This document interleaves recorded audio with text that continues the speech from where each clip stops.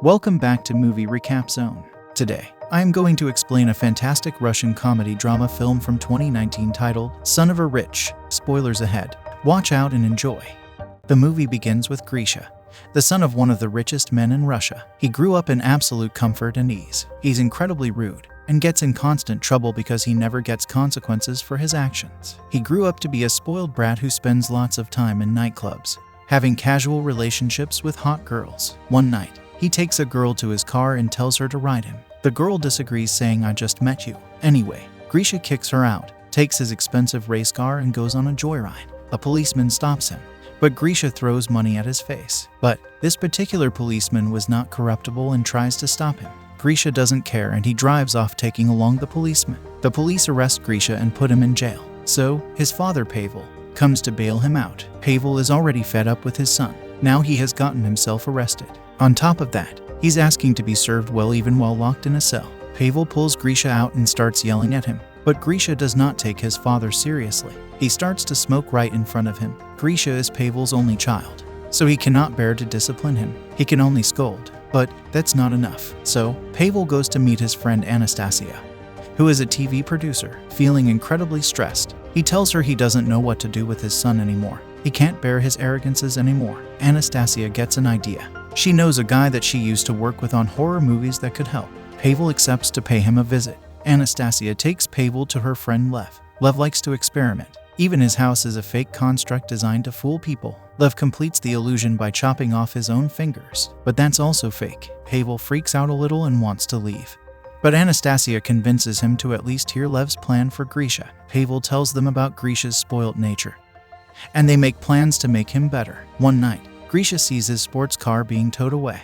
He chases it down a road, but someone shoots him from behind with a tranquilizer. When he wakes up, he finds himself in a stable, wearing strange clothes, and being told by stable boy Artyom that he needs to saddle the horses or their lord will get angry. Grisha is stunned. He's never seen the man before. Just then, the village leader, Master Dmitri, arrives on the scene. Dmitri and his son Alexei command the man from earlier named Avdi to whip Grisha. Avdi whips Grisha and brings him to his knees. Dmitri tells him to get the horse ready now or he'll get a worse punishment. Another stable boy, Artyom, takes Grisha inside. Grisha asks for a phone so that he can call his father and teach everyone a lesson.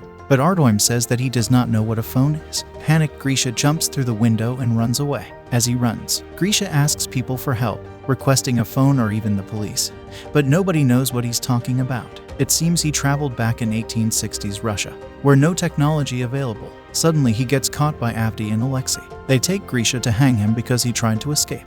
But Master Dmitri's daughter Aglaya shows up and asks her dad to have mercy on the prisoners because it's her birthday today, and she doesn't want any killings. Grisha is spared. High above in the skies, he sees an eagle soaring across the sky. This bird actually a drone. We then understand that this whole thing is just another set that Anastasia and Lev have created with Pavel. Lev is in charge with the help of Anastasia, who uses her experience as a TV producer to keep the illusion going without any mistakes. There are cameras hidden everywhere in town, even in the trees.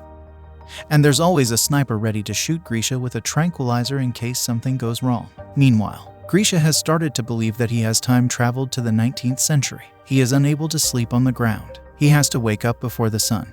He has to poop in the forest, and he only gets onions at breakfast. And one lack of discipline leads him to punishment. One day, Grisha is sitting in the fields when he suddenly hears Aglaya crying.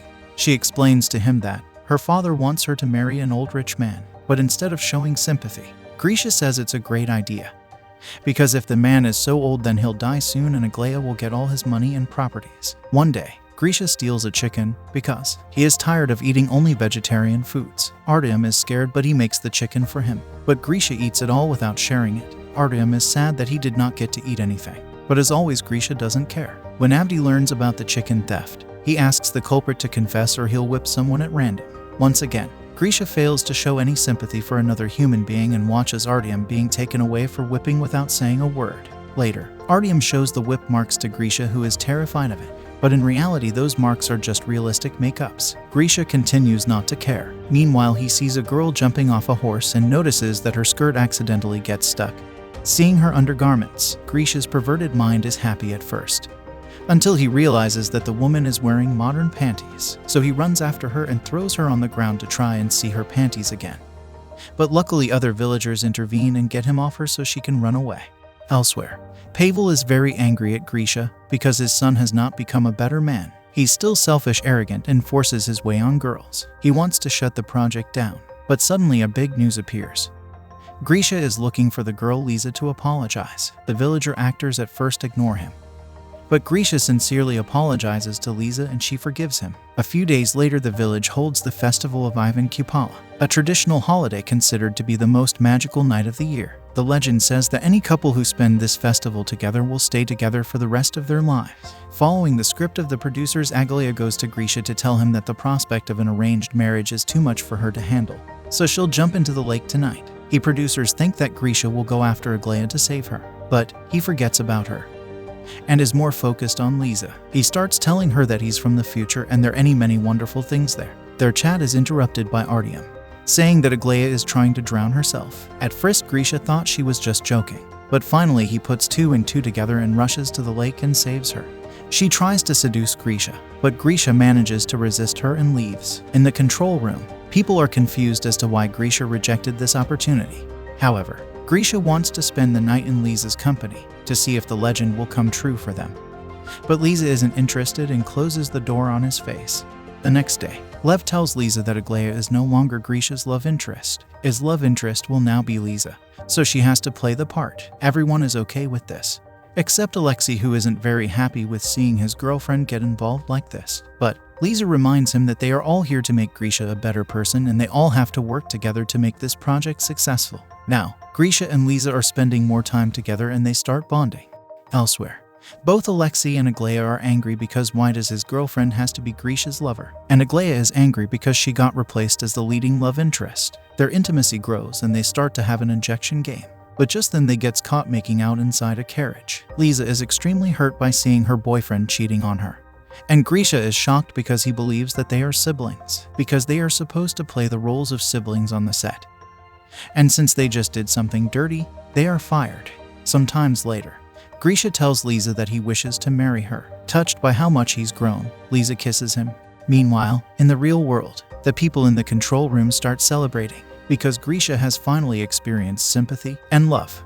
Elsewhere, Aglaia and Alexei, who was fired, goes to an interview and tells them that the billionaire Pavel's son has been kidnapped and is being tortured for fun. The police appear on the news announcing for an investigation. And when Pavel sees this, he panics and tells the producers to shut down the project. Lev, however, tells him it's too soon and that they still have time to plan a final heroic act for Grisha to pull off. Lev prepares some Mongols to attack the place. At first, the Mongols have been given a huge food offering, but their leader also wants a woman, so he chooses one from the crowd, but her father tries to stop them. So, the Mongol leader gives him a fair chance. They allow him to duel one of their soldiers for her freedom. In the fight, the father loses his head, and since he paid with his blood, this is enough to buy his daughter's freedom. So the next woman the leader chooses is Lisa.